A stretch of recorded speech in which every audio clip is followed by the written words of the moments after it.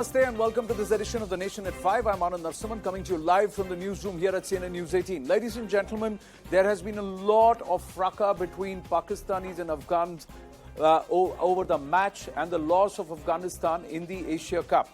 But now we're given to understand this is the other side of the story. For a lot, the overall positioning has been that it was the Pakistan fans and the Pakistan players who've been done or treated unfairly by the Afghans. But now the Afghans are coming out and saying it all started with a cricket player, a Pakistani cricket player, and his behavior, and it is Asif Ali. They say that it started from the ground and it was also unwanted and unnecessary provocation that came from Pakistani fans with the Afghan fans, where it turned around to become and it became nasty. In fact, there is a video that's now stemmed and that's come to that surfaced, which shows a Pakistani fan taunting and teasing the Afghan fans, and perhaps somewhere the chants that echoed behind this fan also further irritating or irking the Afghan fans. It also was of what happened on ground, right out in the middle between the two players, as the fight that happened between Asif Ali and Farid Ahmed, where objections have been raised over Asif Ali raising the bat, that a bowler has a right to celebrate, but a batsman should not have gone there to try and intimidate or talk back and raise the bat. So that kind of a violation is what's been called, saying that was perhaps the trigger, including the way the Pakistani fans were taunting the Afghan fans in the stands. That's where it started, and it snowballed from Dubai to various other locations, including Afghan fans now being attacked in Karachi.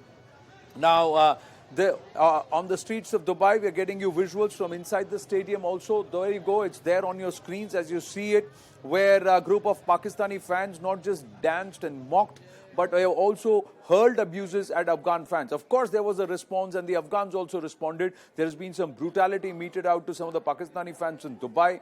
There have been attacks elsewhere too. But what the Afghan government and the Afghan sources are saying is it's the Pakistanis who started it. And more importantly, there was perhaps the involvement of the deep state and the ISI in trying to spin the narrative against the Afghans.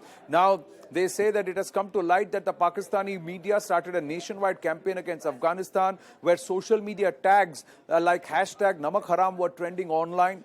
Former Afghanistan Cricket Board CEO Shafiq Stanikzai had called for a ban on Asif Ali for his aggression, saying this is not the first time he's raised a bat at an Afghan player. Even in previous matches, he has misbehaved and he has done this.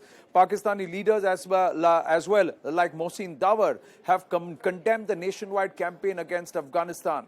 Now, there has been violence that's triggered not just in Dubai, but also in the streets of Pakistan, where in Rawalpindi, Pak fans beat an Afghan tea vendor on the match night.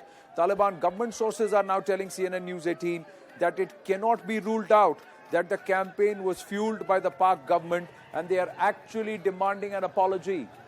The Afghan government is actually demanding an apology from the Pakistanis for what has happened.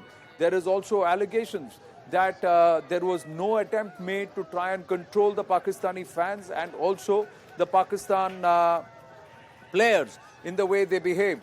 Now, this is the kind of talk that's been pushed around, saying where we, that is Pakistan, gave them, Afghans, space, food, jobs and shelter, and they are still beating us. This is what some Pakistanis have said on social media, and they have gone ahead to abuse Afghanistan, the Afghan nation, on the streets of Islamabad, Peshawar and Karachi. This is the Afghan side. This is what they are saying. But there have been very clear reports where Pakistani fans have been brutalized, misbehaved with, beaten up by Afghan fans, not just in Dubai, but elsewhere too, in other places too. And perhaps the action and reaction then spiraling out of control. What they are saying in Rawalpindi, where the Afghan hotel owner was beaten up by a group, actually the local cops came on the spot to control the situation, but not a single Pakistani was actually booked for the attack on the Afghan.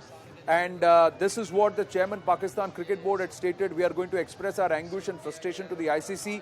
We owe it to our fans. Anything could have happened. Our team could have been in danger. So whatever protocol is, we will follow and lodge our protest.